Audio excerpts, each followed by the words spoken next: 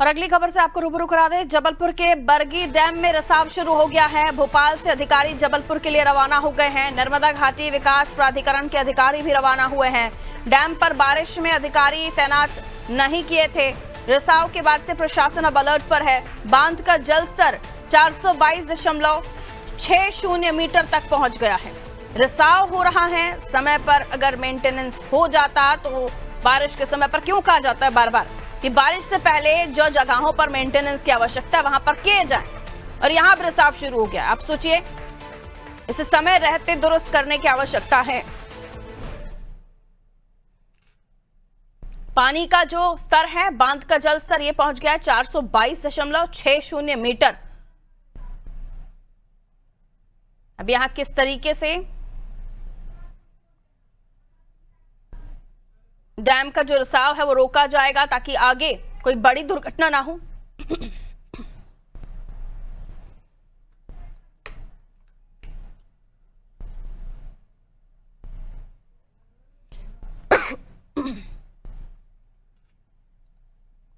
तो जबलपुर के बरगी डैम में रिसाव शुरू हो गया। सोमनाथ हमारे सहयोगी हमारे साथ जुड़े हुए खबर पर जानकारी के लिए।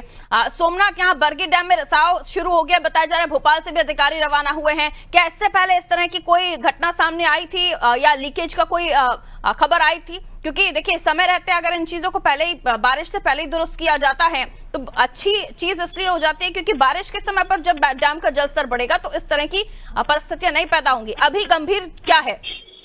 देखिए, बता दें, इससे पहले भी पूर्व में भी सूचना दी गई थी प्रशासन को, लेकिन इसमें बात की जाए तो प्रशासन की लापरवाही है। क्योंकि जो बरगी डैम में जो 3 टरबाइन बनाए गए हैं वो तीनों टरबाइन एक साथ नहीं चलाए जा सकते थे।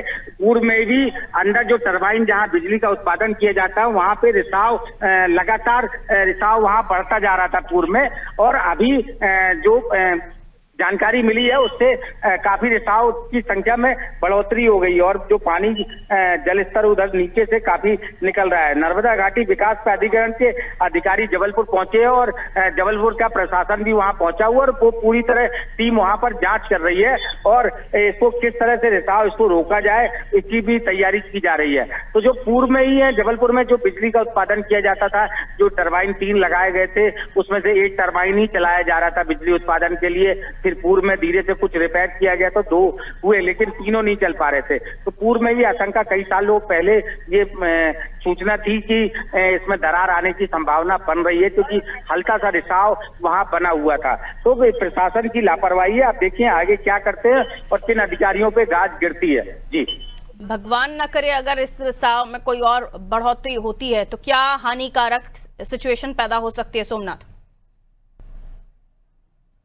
गेट यहाँ पे बरगी डैम में है और अगर 21 गेट में पूरा गेट खोल दिया जाता तो आसपास के जो जिले हैं जबलपुर से जहाँ जहाँ नर्मदा के जिले मिलते हैं तो वो पूरा जल स्तर बढ़ जाता है। अगर बरगी डैम पूरी तरह मान लो टूट जाता है तो जबलपुर तो हादसे में हो ही जाएगा और उसके आसपास के जो जिले हैं जो होशंगाबाद तक जो नर्मदापुरम है वहां तक की स्थिति खराब हो जाएगी। स्थिति गंभीर है और इस गंभीर स्थिति को पहले ही समझ लिया होता तो शायद फिलहाल इस तरीके से ये रिसाव नहीं हो रहा होता। बहुत शुक्रिया, आप नजर बनाए रखिए क्योंकि भोपाल से भी अधिकारी जबलपुर के लिए रवाना हो चुके हैं। क्या कुछ उनकी तरफ से प्रयास किए जाते हैं इस पर हमारी नजर होगी। बहुत शुक्रिया सोमनाथ।